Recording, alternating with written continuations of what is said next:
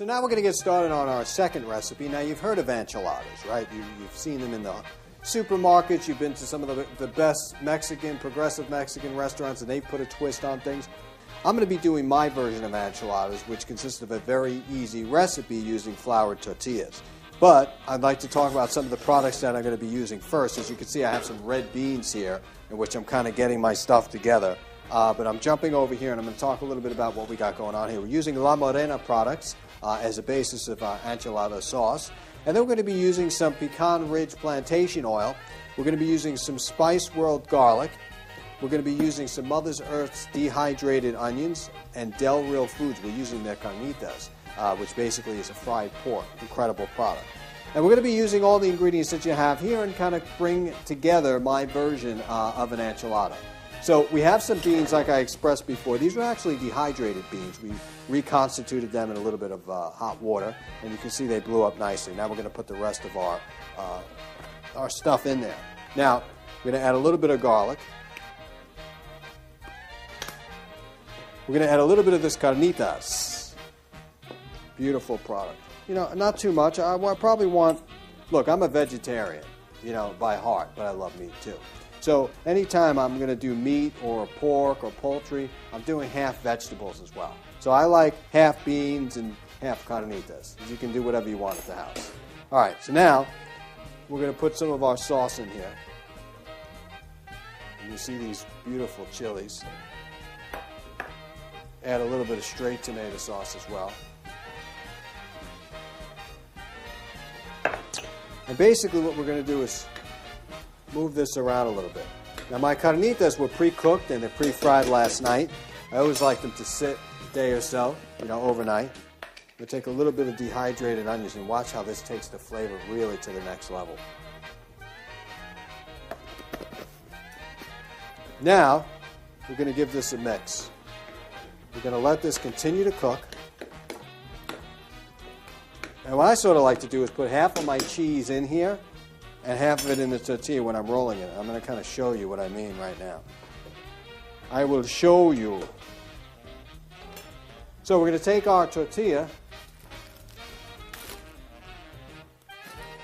right? We've all seen it.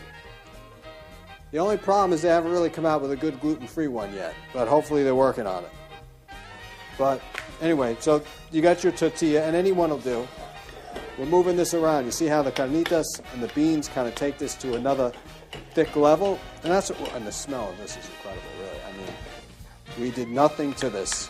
Just put the basic ingredients, my friends, basic. All right, look, we said we are going to put some cheese in there, right? So we got jalapeno jack, aged cheddar, white cheddar. We got something called Kiswan cheese as well. I'm going to roll that in there. I just want it to be melted a little bit because I'm looking for the cheese to help bind it. Because keep in mind, we're actually going to be frying this over the pan. See how it starts to melt now? We're good. Let's not overkill this baby, all right? Now, we're going to take, woo! Man, we got the camera people drooling here. I think we're going to do 2 of these. We're going to roll this up, just like you would anything else. Food, that is. We got one. Now we got another one. Very nice. Pliable, right? Get the ones with lard. They taste better. They're not so good for you, but... All right, back down again. See what I'm talking about the cheese? Takes it to a whole nother level. Don't forget those chilies in there, too. I'm going to roll this baby up. Feels a little light. Feels a little light. There we go. We're going to roll it. All right, seam side down, and this is what we're going to do. We got our hot pan here, right? This is the way I like to do it. Take your pecan oil. Make sure you get a good amount. Now, seam side down is how we want to take this. Seam side down. Oh, yeah, smell it. And what I like to do is get it crispy, smother it with some sauce that I made before. I've taken the sauce of everything I've just done here. I've added a little bit of cream in there as well. Take it to another level. And we're going to be throwing that in. You'll see exactly how we're doing this here. Now you do it seam side down because eventually you're going to get a nice crispy texture on the bottom of this. And then we're going to do it all around, all sides. And then we're going to layer some of the sauce over it. What makes this really good is it starts off crispy, but after the sauce has kind of sat on top of it for a while, you let it sit for like 5 minutes, it gets nice and soft, and that crispiness absorbs the flavor of this enchilada sauce. All right, good. You see what I'm talking about with that? Seam side down, right? Don't be scared to put a lot of oil in there. It's good for you. It's not going to hurt. It's really going to take your dish to the whole another level. We're going to give that another minute on each side. We want to get all the sides nice and crispy. You know, I remember I went to Mexico. I've been to Mexico so many times. Every time I go to Mexico, you go in a different area of Mexico, they make the enchiladas a lot different. Some of them make it look like a crepe. Some of them make it, I've had with a crepe and then a hard shell as well, which gives you like that crispy consistency. I've kind of taken both of those and made my own version here. Now this stuff will fry fast because of the amount of fat that's in the tortilla shell, which means that it'll burn quickly and crisp just as quickly. Just got another second there. I mean, if you wanted to take this to a whole nother level, you could easily like melange a peppercorn, white, red, and black, all over the outside of this baby. You could just, I mean, there is no limit. Like I said, the hotter the pan, you're going to see that you're going to flip this baby over. All right? We're just about ready to go now. Now, you're going to get some flavor all over the place. Take our spoon for a second here. What I like to do is take some of this oil and go right over the top. Right before I take it out. Don't let your enchilada become dry at all. You'll thank me when you go to eat this crispy. Good. Now you're going to take your plate.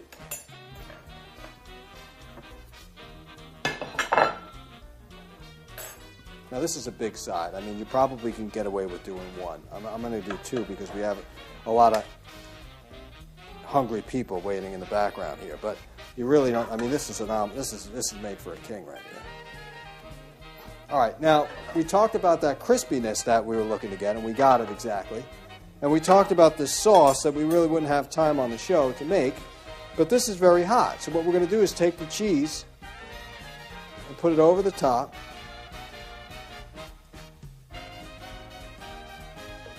Right?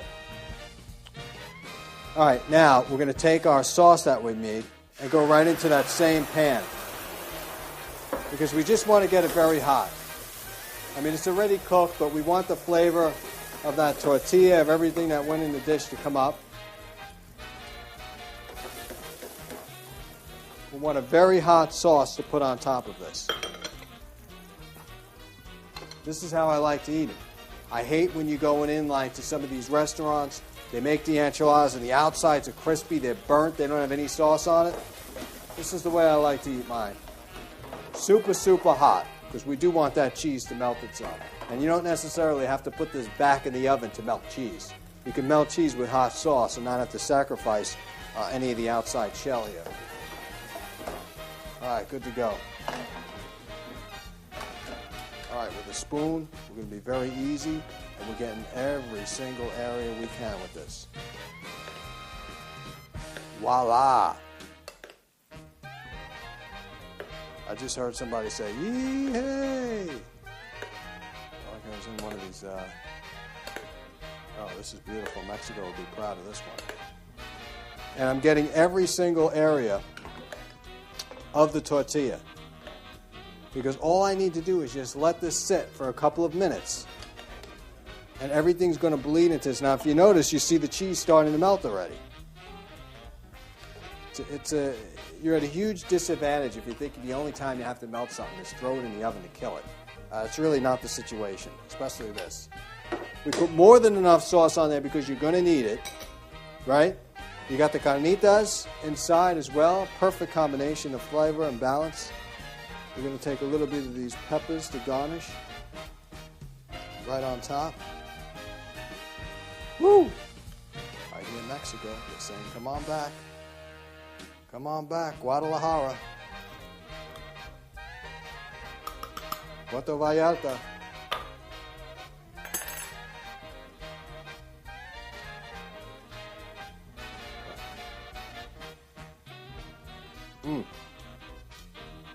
Listen, green pickled serrano peppers.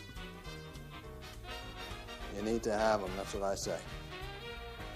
All right, now, oh man, the heat, like the steam, is like coming up from these peppers. I'm already almost starting to cough here. Put that in the center for a little garnish. And that, my friends, is what I'm talking about. Now, if you really wanted to take it to the next level, like if you haven't had enough, you take just a little bit of oil and you drizzle it over the top of this baby. And that added fat is really going to help this dish out. But it's a good fat. So here you have it.